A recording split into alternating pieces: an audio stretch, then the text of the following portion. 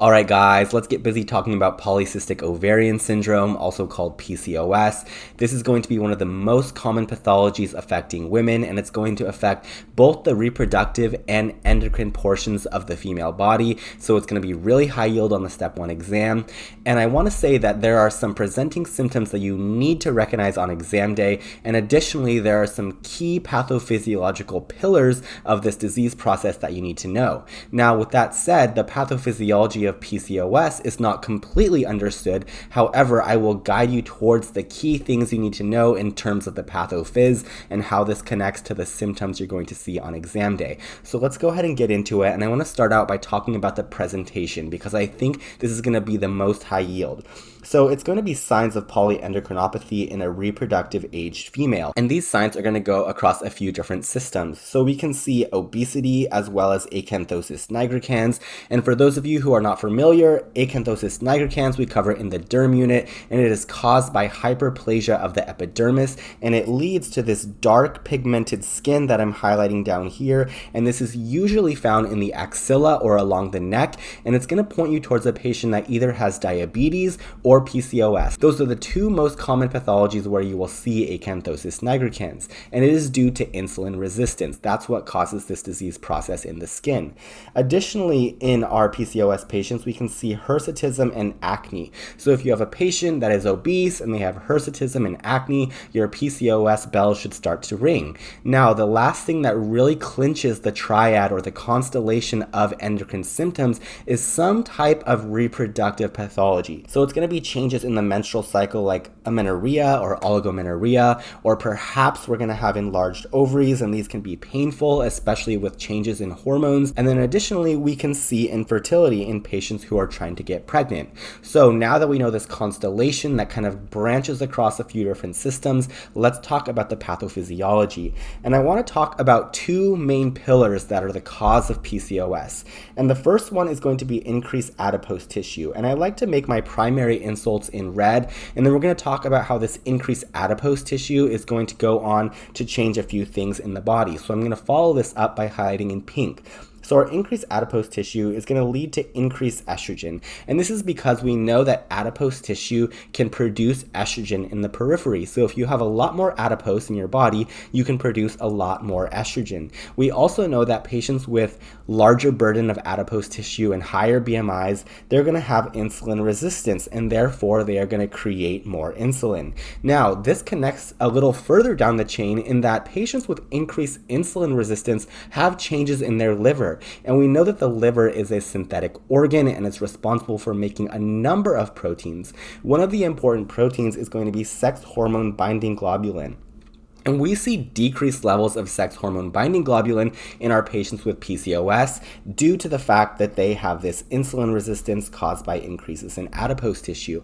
And we know that sex hormone binding globulin is responsible for maintaining a balance between testosterone and estrogen in the periphery. And so if we have decreased levels of this, we are going to start to see hormonal effects of that imbalance. And this is going to present as free estrogens and androgens that are floating throughout the body that are not bound to sex hormone binding globulin, and so they increase a much stronger effect throughout the body. Let's move on now to talk about our next pillar in the disease process, which is going to be increased levels of luteinizing hormone. I'm putting this in red because this is a primary insult. I'm going to follow this up in this turquoise color to show you guys the effects of increased luteinizing hormone. So essentially the balance between LH and FSH is going to be disrupted, and this is going to cause anovulation. And so essentially we're going to get an ovarian follicle that is going to grow really big into a giant cyst. We know that our androgens, our testosterone, is going to be produced by our ovarian theca cells, and that's important to know that these are the squamous cells on the outside of the follicle,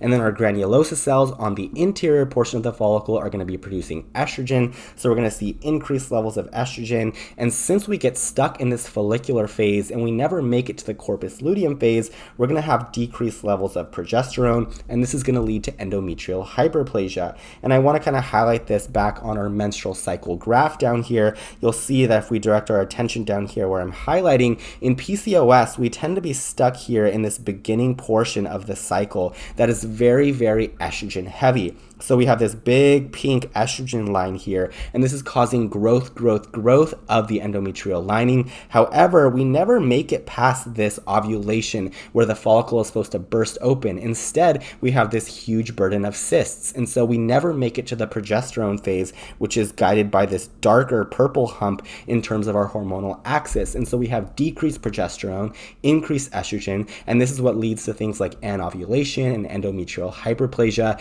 and these menstrual cycle irregularities that patients with PCOS experience. So to summarize, essentially what's happening is we have two main pillars, our increased adipose tissue and our increased luteinizing hormone, and these are leading to the increases in three main hormones. We're going to have increased estrogen, which we denoted up here, as well as increased estrogen, which we denoted down here. We're going to have increased levels of insulin, which leads to insulin resistance, and we're also going to have increased levels of androgens. So a lot of androgen production, and as well as a lot of androgen agonism due to lack of sex hormone binding globulin. And so if we look down at the symptom profile that we discussed at the beginning of the video, we're going to see that we have our increased insulin resistance, our increased androgens, and our increased estrogens. And these led to all the symptoms that we initially described. So we have the obesity and the acanthosis nigricans due to the insulin resistance. We have the hirsutism and acne from our increased androgens. And then we have our amenorrhea, oligomenorrhea, our enlarged ovaries, and the infertility due to the fact that we're stuck in the proliferative phase of the menstrual cycle, which I mentioned here, that is dominated by estrogen, that is dominated by follicles, that is going to turn into these cysts that never rupture, that never make it to that luteal phase that's dominated by progesterone. So let's go ahead and move on to talk about our lab values, which I'm going to highlight in this darker blue color.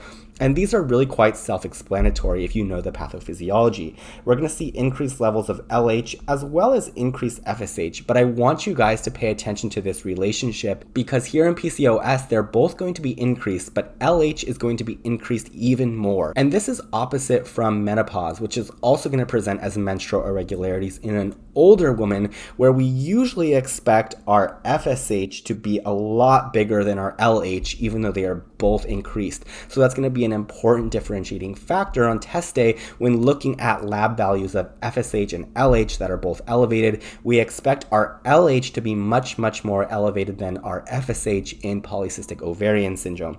And then we talked about the pathophysiology leading to our increased estrogen and our increased testosterone. This is what we would expect on our lab values in someone with PCOS. Then, if you were to put an ultrasound on these patients with PCOS, you would see enlarged ovaries with multiple cysts. So let's take a closer look at this over here. If we have a gross specimen, it would look something like what I have here, this multi-loculated ovary that can be quite large. You can imagine that patients with a large ovary like this would be at risk for torsion because this large ovary could easily rotate on its own axis and cause torsion. So if you had a patient with a known history of PCOS who's presenting with acute abdominal pain, torsion might be something you have on your differential.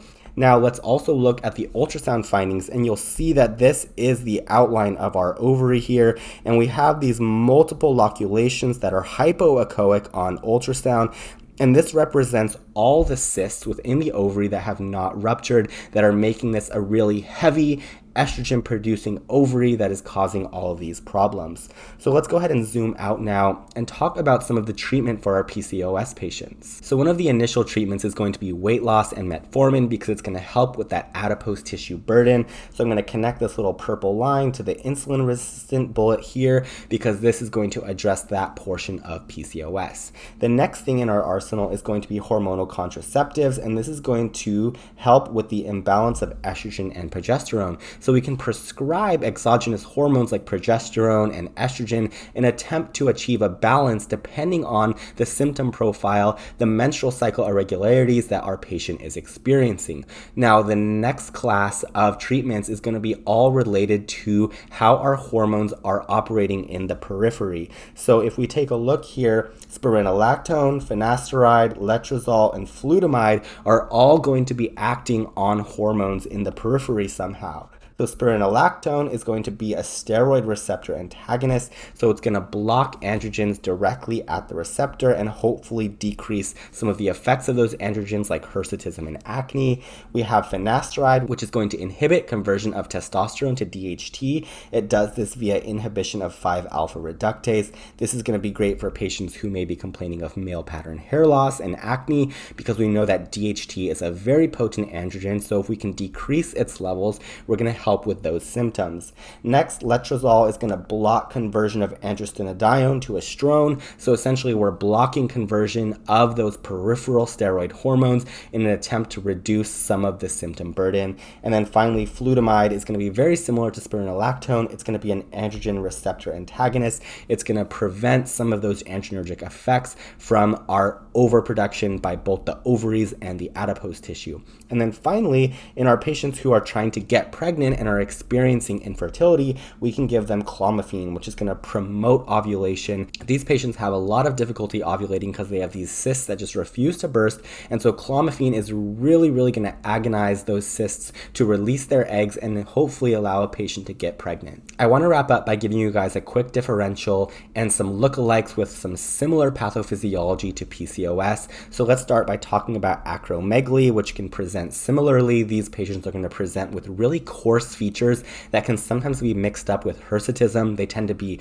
larger individuals. They tend to have really stern, broad features, large hands, and this is going to be due to the fact that they produce large amounts of IGF-1, which is a type of growth hormone. And we know that insulin is also a growth-promoting hormone, and so both patients with acromegaly and diabetes and PCOS are going to show up with insulin resistance. And so a key in differentiating PCOS from something like acromegaly would be to do a glucose challenge test. In acromegaly, we would expect to see increased levels of our IGF-1 after a glucose challenge test, and that's going to be a hot word on exam day, is that glucose challenge test and measuring IGF-1. If it's elevated afterwards, we're looking at acromegaly. Let's look at our next thing on our differential, and these are going to be our tumors. So Sertoli, Leydig, and granulosa cell tumors. These are all steroid-producing tumors. We might expect some type of mass identified on ultrasound or on CT, and if we were to get a biopsy, we might expect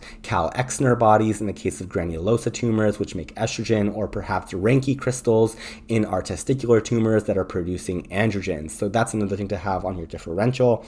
Next on our differential, congenital adrenal hyperplasia, specifically 21-alpha hydroxylase deficiency. This is going to lead to precocious puberty in our younger patients, and this is also going to present with things like hypotension due to the fact that steroid hormones are being shunted all towards testosterone and estrogen, and we are not able to make aldosterone or cortisol, and so this is going to be someone where you expect hirsutism or precocious puberty, as well as some type of issue with blood pressure or some other absence of a steroid hormone that is necessary. Next, let's talk about exogenous steroids. Usually this is going to be a buff guy who goes to the gym a lot with a lot of acne, oftentimes on the back, and you're going to be expecting someone with really large muscle mass, and they're going to have somewhat of a similar PCOS presentation. It could be a college athlete, especially a female athlete who really wants to get big for a certain competition, and you're going to have some suspicion of like body dysmorphia or performance, and expect them to be taking some type of exogenous steroid that might be a mimic of PCOS, because it could present with infertility or hirsutism or acne, and so it's important to be able to tease that out in your questions as you read through. And then finally, we have cirrhosis, which is usually going to be in our alcoholic patients. However, I wanted to stick this one in because cirrhosis also results in lower levels of sex hormone binding globulin, which we talked about before. And so oftentimes you'll see a male with gynecomastia if he has cirrhosis, and this is because he has an imbalance of estrogen and testosterone due to the lack of sex hormone binding globulin. And I want you guys to be aware of this interesting pathophysiology because it does come up in questions about our cirrhotic patients. So I hope you guys enjoyed this video on PCOS. Can't wait to see you guys in the next one. Bye!